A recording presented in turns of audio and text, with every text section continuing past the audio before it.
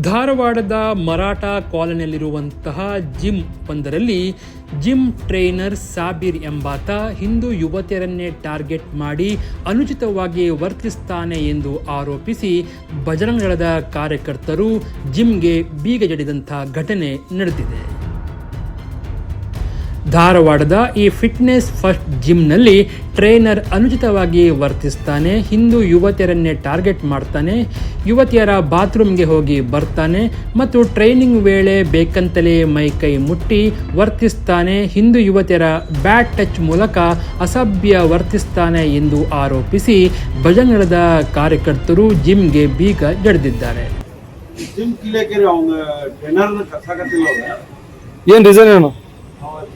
ಜಾತಿ ಮನಸ್ಥಿತಿ ಅದ್ರ ಸಂಬಂಧ 3 ದಿವಸ ಟೈಮ್ ಕೊಟ್ಟಿದ್ದೀವಿ ನಾವು, ಅವ್ರ ಕರ್ಸಾಕತ್ತಿಲ್ಲ, ಅದ್ರ ಸಂಬಂಧ ಲಾಕ್ ಮಾಡಿ. ಜಾತಿ ಅಂದ್ರೆ ಏನು ಮಾಡತ್ತಂದ್ರೆ ಲೇಡೀಸ್ ಬಾತ್ರೂಮ್ ಹೋಗೋದು, ಅವ್ರಿಗೆ ಟ್ರೈನಿಂಗ್ ಕೊಡೋದನ್ನ ಟಚ್ ಮಾಡೋದು.